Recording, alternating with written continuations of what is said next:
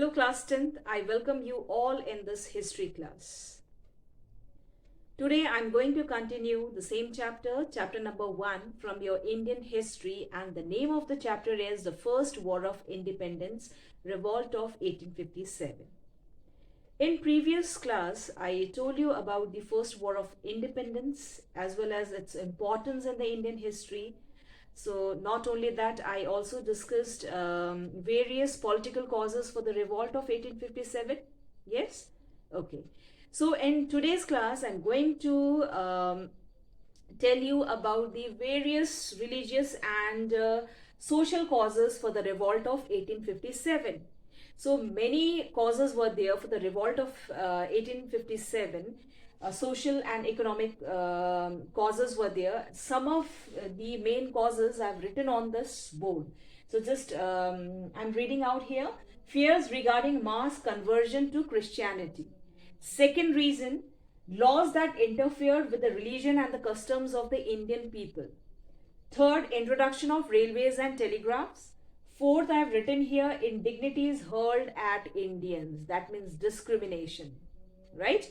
And fears regarding mass conversion, or you can say fears regarding English education. So these were the several causes for the revolt of 1857, several economic or social causes. So let me explain all these causes one by one. Okay, let's discuss the first point, first cause, that is fears regarding mass conversion to Christianity. So we know that the activities of the Christian missionaries, Christian institutions or missionaries created a sense of alarm among both Hindus and Muslims. Why? Because the teaching of Christian doctrines was made compulsory in the schools set up by the Christian missionaries. Bible was introduced not only in Christian institutions but also made it compulsory in government schools also, right? So the Bible was made compulsory not only in missionary schools, but the government had made this Bible compulsory in the government schools also government Indian schools, right? Okay, even the doctrines of this Christian doctrines was made compulsory in temples, mosque, right? Okay, the officials openly preached Christian doctrines in mosque and temples. Not only that, even the prisoners in jail began to instructed in Christianity. So, in brief, we can say that made a feeling of panic or was rising in the people, among the Indian people, who believed that they would all be converted to Christianity one day or in future, right? That is why what people did, both Muslim and Hindu, they uh, got united and revolted against the uh, Britishers, right? Revolt against the Christianity, against the Britishers. So that was the first cause for the, or that was one of the causes for the revolt of 1857, right? Okay. Second, laws that interfered with the religion and the customs of the people. So we know that many evil practices were there, or many evil practices were prevailing in India, like sati pratha, female child infanticide, and child marriage. So these kind of evil practices were prevailing in Indian society. So the British governor, they tried to make some changes in this society, in this laws. So what they did, they made sati pratha and your child marriage illegal, and somehow they succeeded in banning on these practices, right?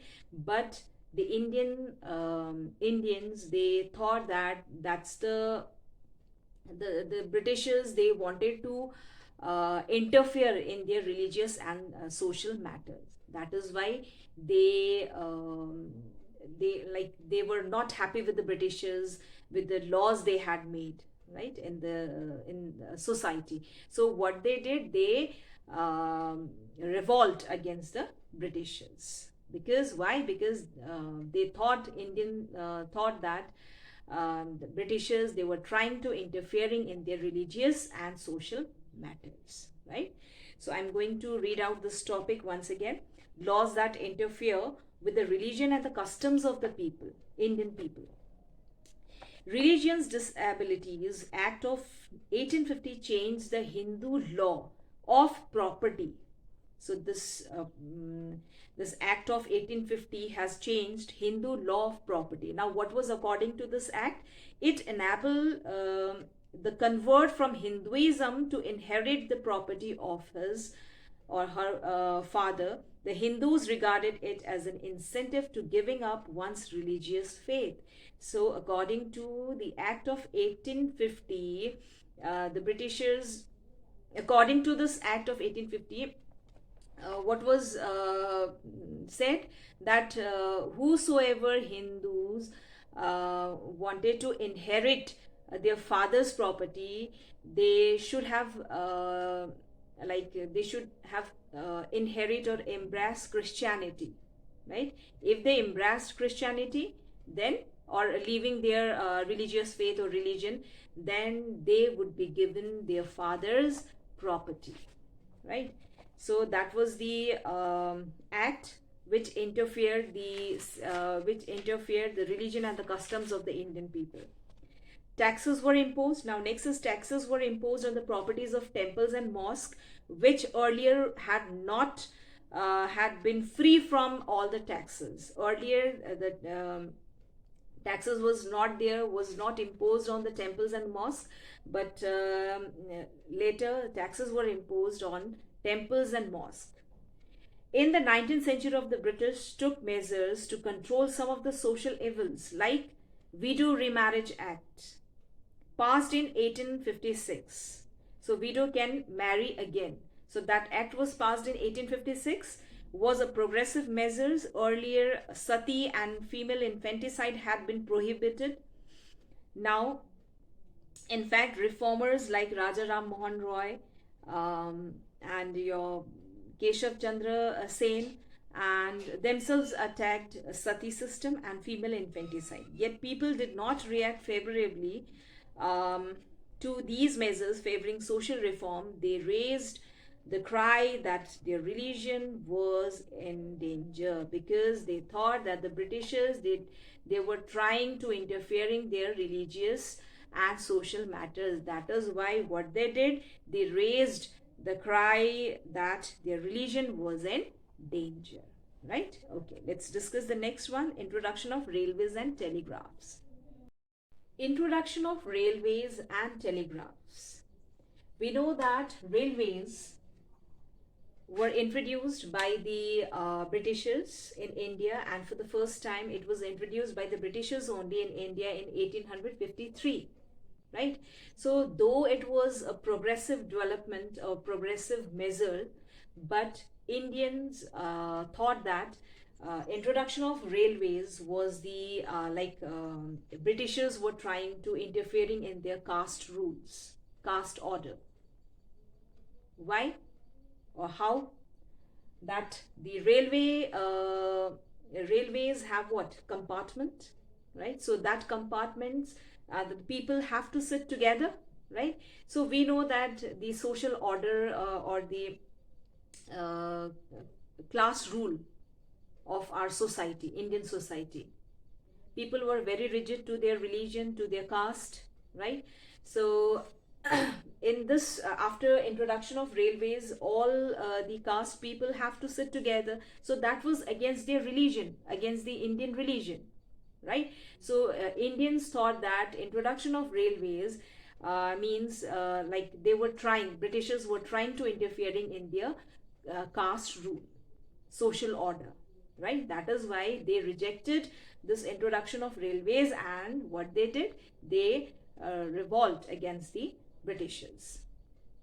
Now, next is introduction of telegraph. So, introduction of telegraph, why they opposed the introduction of telegraph? Because it was rumor. It was not in actual. It was not true, but it was rumor that the telegraph poles were used to hang Indian people who were or who did against the Britishers, or who were against the company, against the British company, right? So this was also one of the causes for the or religious and social causes for the revolt of 1857.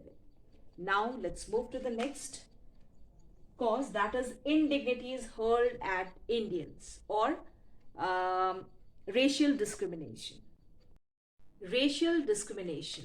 So here, the Britishers, they thought themselves as superior, and they considered Indians as inferior, right?